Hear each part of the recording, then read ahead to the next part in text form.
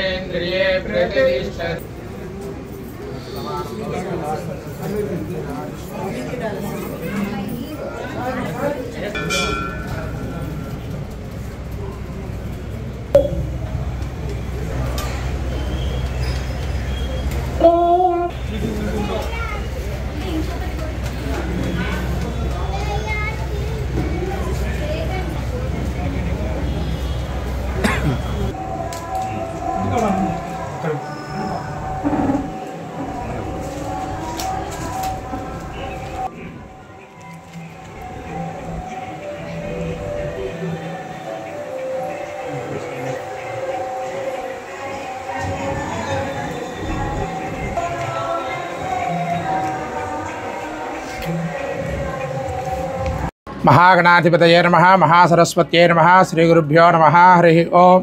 నరసరావుపేట భక్తులందరికీ కూడా తెలియజేసేదేమనగా, మన వాసవి కన్యకా పరమేశ్వరి అమ్మవారి యొక్క దేవస్థానంలో 130 సంవత్సరాల దేవస్థానం ఇది. ఈ దేవస్థానంలో దేవీ శరన్నవరాత్రి మహోత్సవాలు ఇవాళ 130వ సంవత్సరంలో దేవీ శరన్నవరాత్రులను మనం జరుపుకుంటూ ఉన్నాము. అందులో భాగంగా ఇవాళ మహేశ్వరీదేవి అమ్మవారి యొక్క అలంకారం చేయడం జరిగింది. ఈ అమ్మవారిని ఈ యొక్క శరత్కాలంలో అమ్మవారు చండీ సప్తశతిలో చెప్తుందన్నమాట. శరత్కాలే మహాపూజ క్రియతే యాజవార్షికి అని చెప్పి అమ్మవారిని ఈ యొక్క శరత్కాలంలో ఎవరైతే ఈ యొక్క దేవీ శరన్నవరాత్రులు నిర్వహిస్తారో అమ్మవారిని ఈ విధంగా ఎవరైతే భక్తి శ్రద్ధలతో అర్చన చేసి అమ్మవారి యొక్క అనుగ్రహానికి పాత్రలవుతారో వాళ్ళకి ఎటువంటి ఈతి బాధలు కానివ్వండి, కష్టాలు కానివ్వండి, దుఃఖాలు ఇటువంటివన్నీ కూడా నేను దగ్గరుండి వాటిని కూడా నివృత్తి చేస్తాను. ఎవరైతే నన్ను తలుచుకుంటారో, ఎవరైతే నన్ను పూజ చేస్తారో వాళ్ళందరికీ కూడా నేను యొక్క దుఃఖాలు బాధలు ఎటువంటివన్నీ కూడా నేను రాకుండా దగ్గరుండి చూసుకుంటాను అని చెప్పిన అమ్మవారు మనందరికీ కూడా అనుగ్రహించారు. కాబట్టి దాని ప్రకారంగా దేవీ శరన్నవరాత్రుల్లో రోజుకు ఒక అలంకారంగా మనము అమ్మవారిని కొలుచుకుంటూ ఉంటాము. అందులో భాగంగా ఇవాళ నిన్న బాలా త్రిపుర సుందరీదేవి అలంకారంగా అమ్మవారిని సేవ చేసుకున్నాము. ఇవాళ మాహేశ్వరీదేవి అమ్మవారి యొక్క అలంకారం చేసుకొని అమ్మవారి యొక్క పూజా కార్యక్రమాలు ఉదయం పూట అన్నీ కూడా జరిగాయి. సాయంత్రం పూట మరి కాసేపట్లో అమ్మవారి యొక్క దర్శనం ప్రారంభం అవుతుంది. అందరూ కూడా వచ్చి అమ్మవారి యొక్క దర్శనాన్ని చేసుకొని అమ్మవారి యొక్క తీర్థ ప్రసాదాలు స్వీకరించి అమ్మవారి యొక్క అనుగ్రహానికి పాత్రులు కావాల్సిందిగా అందరినీ కూడా మరీ కోరుతూ ఉన్నాము.